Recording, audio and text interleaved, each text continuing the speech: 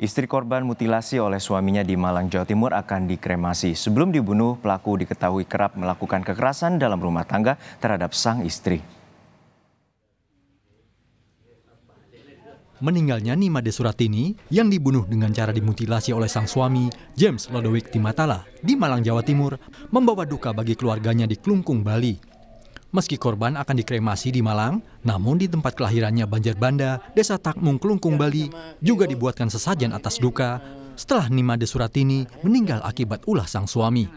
Kerabat dan keluarga korban nampak mulai mempersiapkan sarana upacara kecil, sedangkan keluarga terdekat langsung terbang ke Malang mengikuti prosesi kremasi. Adik korban menuturkan, almarhum kakaknya diketahui memang kerap menjadi korban KDRT. Bukan hanya almarhumah yang kerap mendapatkan kekerasan, namun juga anak mereka.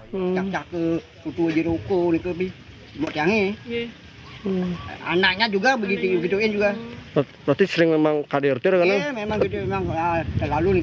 Nggak ada rencana sebelumnya melapor polisi atau bercerai gitu, Pak? Bercerai kan, tapi mau cari tambahnya nih ke melapor nih ke, karena anaknya masih kecil nih ke, dalam nih ke. Kronologis pasti kasus mutilasi di Jalan Serayu, Kota Malang, Jawa Timur perlahan terungkap. Dari hasil pemeriksaan, pelaku mengaku emosi dan jengkel karena istrinya sudah tak pulang ke rumah sejak Juni 2023. Ketika mengetahui istrinya menghadiri acara di Kota Malang, pelaku langsung memaksa istrinya pulang. Saat tiba di rumah, pelaku kemudian melakukan aksi kejinya. Dia telah meninggalkan rumah itu sejak Juli ya, sampai ditemukannya oleh si tersangka ini sendiri itu sudah kurang lebih 6 bulan 25 hari.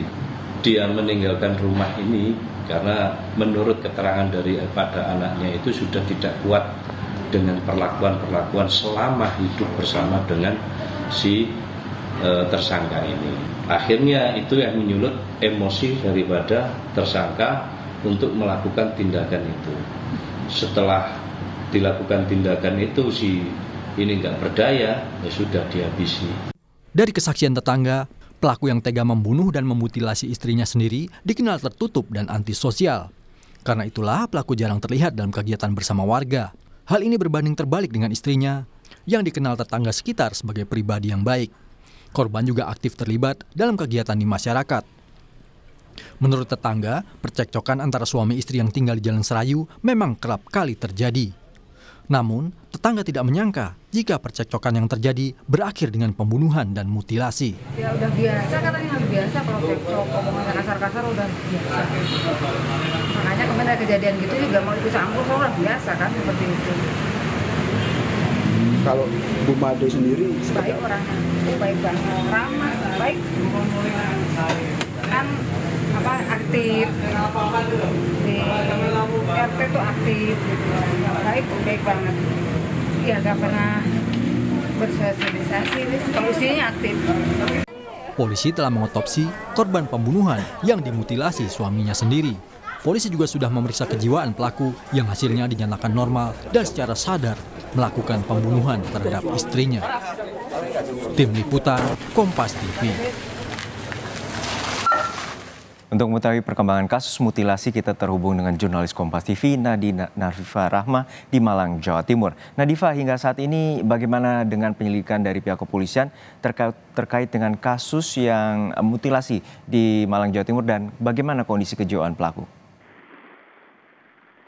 Ya, setelah ada hasil tes kejiwaan yang dinyatakan normal, pelaku ini dinyatakan normal untuk tes kejiwaannya, berarti dapat diketahui bahwa ada dugaan bahwa pembunuhan dan juga mutilasi yang dilakukan oleh pelaku ini memang sengaja dan bisa dilakukan secara sadar untuk membunuh korban atau istrinya sendiri ini.